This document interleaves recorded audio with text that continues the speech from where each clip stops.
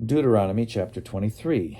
No one whose testicles are crushed, or whose penis is cut off, shall come into the assembly of the Lord. Those born of an illicit union shall not come into the assembly of the Lord, even to the 10th generation. None of their descendants shall come into the assembly of the Lord. No Ammonite or Moabite shall come into the assembly of the Lord, even to the 10th generation. None of their descendants shall come into the assembly of the Lord forever, because they did not meet you with food and water on your journey out of Egypt, and because they hired against you Balaam, son of Beor, from Petor of Mesopotamia, to curse you. Yet the Lord your God refused to heed Balaam. The Lord your God turned the curse into a blessing for you, because the Lord your God loved you. You shall never promote their welfare or their prosperity as long as you live. You shall not abhor any of the Edomites, for they are your kin. You shall not abhor any of the Egyptians, because you were an alien residing in their land. The children of the 3rd generation that are born to them may come into the assembly of the Lord. When you are encamped against your enemies, you shall guard against every evil thing. If one of you becomes unclean because of a nocturnal emission, then he shall go outside the camp.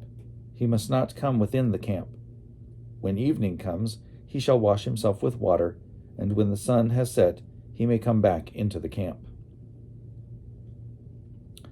You shall have a designated area outside the camp to which you shall go. With your tools, you shall have a trowel. When you relieve yourself outside, you shall dig a hole with it and then cover up your excrement. Because the Lord your God travels along with your camp to save you and to hand over your enemies to you, therefore your camp must be holy, so that he may not see anything indecent among you and turn away from you. You shall not return to their owners' slaves who have escaped to you from their owners. They shall reside with you in your midst, in any place they choose, in any one of your towns, wherever they please. You shall not oppress them. None of the daughters of Israel shall serve in an illicit shrine. None of the sons of Israel shall serve in an illicit shrine.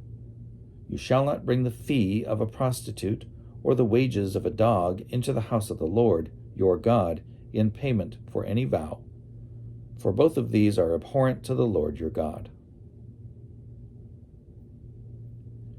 You shall not charge interest on loans to another Israelite. Interest on money, interest on provisions, interest on anything that is lent. On loans to a foreigner you may charge interest, but on loans to another Israelite you may not charge interest, so that the Lord your God may bless you in all your undertakings in the land that you are about to enter and possess. If you make a vow to the Lord your God, do not postpone fulfilling it, for the Lord your God will surely require it of you, and you would incur guilt. But if you refrain from vowing, you will not incur guilt. Whatever your lips utter, you must diligently perform, just as you have freely vowed to the Lord your God with your own mouth.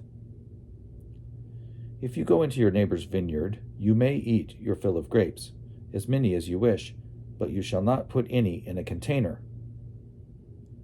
If you go into your neighbor's standing grain, you may pluck the ears with your hand, but you shall not put a sickle to your neighbor's standing grain.